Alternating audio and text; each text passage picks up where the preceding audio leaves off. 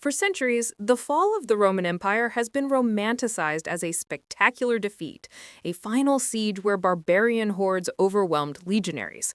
While dramatic, this focus on military failure fundamentally misunderstands the core achievement and eventual demise of Rome. The empire was not undone by a lack of soldiers or weapons.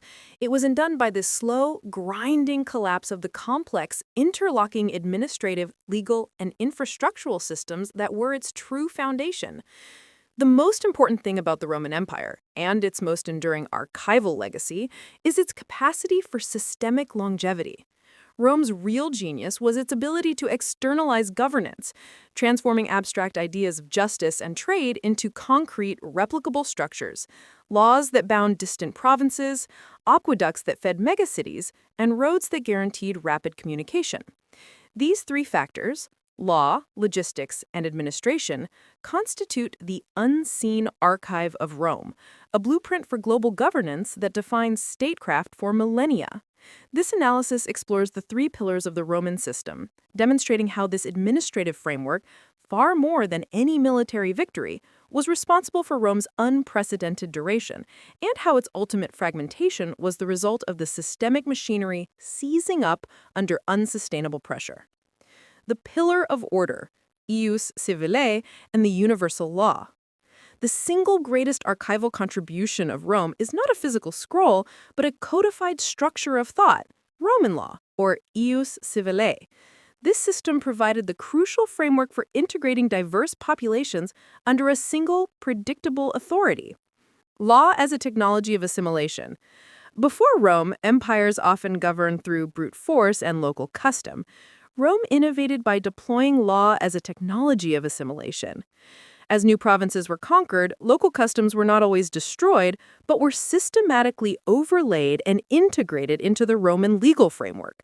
This allowed for the existence of peregrini, foreigners' law, jus nientium, law of nations governing relations between Romans and foreigners, and ultimately the Universal Constitutio Antoniana of 212 CE, which granted citizenship to virtually all free inhabitants of the empire. This standardization of rights, from property ownership to marriage contracts, was revolutionary. It allowed for secure trade, predictable dispute resolution, and, most importantly, encouraged loyalty to the abstract idea of Roman identity. A merchant in Alexandria and a farmer in Gaul could engage in commerce knowing the terms would be interpreted under the same, universally recognized code. This stability created the Pax Romana, not merely an absence of war, but a vast zone of legal predictability. The archive of jurisprudence. The longevity of the law was guaranteed by the establishment of a rigorous legal archive. Roman jurists, such as Ulpian and Gaius, systematically collected, debated, and codified legal precedents. This practice created a living, evolving body of knowledge that could be referenced, taught, and applied by provincial governors and local courts, ensuring administrative consistency across vast distances. The culmination of this archival effort was the Corpus Juris Civile, compiled under Emperor Justinian in the 6th century CE. This was not a document of conquest, but a massive effort to preserve and rationalize centuries of Roman legal thought. Its survival ensured that when Europe emerged from the medieval period, the intellectual tools of modern contracts, property rights, and constitutional theory were waiting in the archives, directly influencing the legal systems of continental Europe and, eventually, the foundations of international law. The law, therefore, was Rome's master algorithm for empire. The pillar of connectivity. The archival infrastructure and logistics. Rome's ability to administer its massive territory was utterly dependent on a physical infrastructure that was, in effect, its logistical archive. Knowledge, materials, and authority had to move faster and more reliably than any enemy. The road network, Via Publica, was perhaps the most defining physical manifestation of the empire's systemic intent. Extending over 80,000 kilometers, these roads were not primarily built for merchants, but for soldiers and administrators. They were engineered not just to connect points, but to endure, with precise surfacing, drainage, and bridge-building techniques, leaving a geological archive of Roman power still visible today. This infrastructure served two critical administrative functions. Military projection, ensuring rapid troop movement to suppress revolts or defend borders, thus maintaining the Pax Romana. Communication and control, facilitating the cursus publicus, the imperial post system. This state-run courier service allowed emperors and governors to exchange intelligence, issue edicts, and coordinate fiscal policy across the empire faster than any other contemporary civilization. The speed and security of the cursus publicus meant the central authority remained responsive and legitimate over distant territories. The urban archive, aqueducts and sanitation, the Roman city itself was an archive of administrative ambition. Aqueducts, sewer systems, and public baths were not just engineering marvels. They were massive public works projects designed to ensure public health and social stability. The continuous supply of fresh water and sanitation was an essential administrative policy that allowed Rome to manage populations exceeding 1 million, a density that would have been impossible without such centralized logistical control. The health of the populace was a matter of state security, and the engineering of the water supply was its enduring archive. The pillar of economy, standardization, and the imperial coinage. The third essential system was economic, driven by standardization that enabled massive cross-imperial trade and fiscal oversight.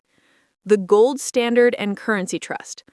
The widespread adoption of the Roman coinage system, specifically the denarius and the gold aureus, was critical. This coinage was not merely a medium of exchange, it was a symbol of state trust and standardization. The reliable weight and purity of the gold and silver ensured merchants from Britain to Syria could trade without the cumbersome complexity of bartering or constantly validating foreign metal. The monetary archive simplified taxes, regulated wages, and guaranteed the liquidity necessary for a complex, specialized economy. When the empire began to debase the coinage in the 3rd century crisis, reducing the silver content to stretch imperial budgets, it was not just a fiscal decision, it was the erosion of the economic archive of trust. Once confidence in the currency's standard was lost, hyperinflation began, forcing localized economies back toward inefficient barter and fragmenting the integrated imperial market. Urbanism, as an economic engine, the administrative decision to build and support cities across the provinces was a deliberate economic policy. Roman cities became centers for processing provincial goods, collecting taxes, and distributing imperial currency and influence, creating a uniform economic operating environment that facilitated trade and solidified the Roman tax base. The wealth generated by this seamless internal market fueled the bureaucracy and paid the legions, completing the administrative loop. The systemic breakdown, administrative failure, and fragmentation. The narrative of Rome's decline focuses heavily on the movement of Gothic and Vandal tribes across the frontier. Yet the empire survived far greater military threats, Hannibal, Parthians in its prime. The true failure was the internal seizure of the administrative machinery starting in the 3rd century CE. The crisis of the cursus publicus. The massive, efficient structure of the empire became a crippling administrative burden. The need to maintain 80,000 kilometers of roads, countless aqueducts, and a massive paid civil and military bureaucracy became financially unsustainable. As the currency was debased, the state's ability to collect meaningful tax revenue diminished. Provincial officials, unable to rely on consistent imperial funding, began to act more autonomously, prioritizing local needs over imperial ones. The cursus publicus, the nervous system of the empire, slowed dramatically. Communications took longer, orders arrived late, intelligence was outdated. The center, unable to react quickly to crises in the periphery, lost control. Diocletian's archival solution and the rise of fragmentation. Emperor Diocletian reigned from 284 to 305 CE. He recognized that the problem was one of sheer administrative scale. His solution was an attempt to save the system by shattering its unity. he instituted the Tetrarchy, dividing the empire into 4 manageable administrative units.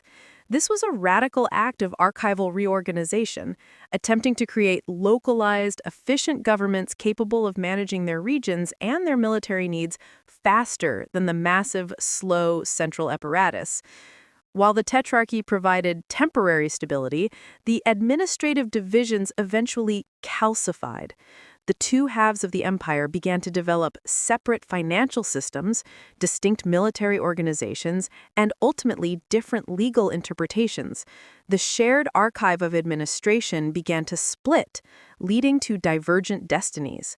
The Western Empire simply lost the financial and administrative capacity to field effective armies or maintain its expensive infrastructure, leading to a devolution of power to local elites. Not a collapse by external conquest, but a slow, systemic disassembly. The legacy, the administrative archive's enduring echo. When the Western Empire dissolved in the 5th century, it was the administrative and archival legacy, the unseen archive, that survived and shaped the successor civilizations. The written legacy, Justinian and the Church. The Corpus Juris Civilius was the textual life raft of Roman governance. Preserved in Byzantium and rediscovered in the West during the 11th century, it sparked the Renaissance of law, becoming the basis for early European universities and the modern continental legal tradition. Simultaneously, the Roman Catholic Church adopted Rome's administrative structure. The Church mimicked Rome's system of hierarchical governance, standardized procedure, canon law, and centralized authority, becoming the primary institutional successor to the empire in the West. The bishoprics, in many cases, simply took over the administrative functions of the defunct Roman municipalities, preserving the framework of collective organization. The engineering and architectural archive. Even the physical archive of Rome persisted. Medieval builders and Renaissance architects meticulously studied surviving Roman structures, road manuals, and texts by architects like Vitruvius. The techniques for concrete, arch building, and large-scale urban planning became the engineering archive used to rebuild Europe. The Roman system, in essence, was the ultimate piece of collective learning, a fully functional, self-correcting for centuries, and massive administrative blueprint.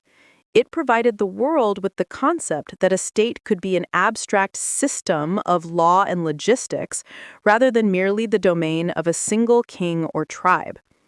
The empire did not truly vanish. Its knowledge was simply repackaged.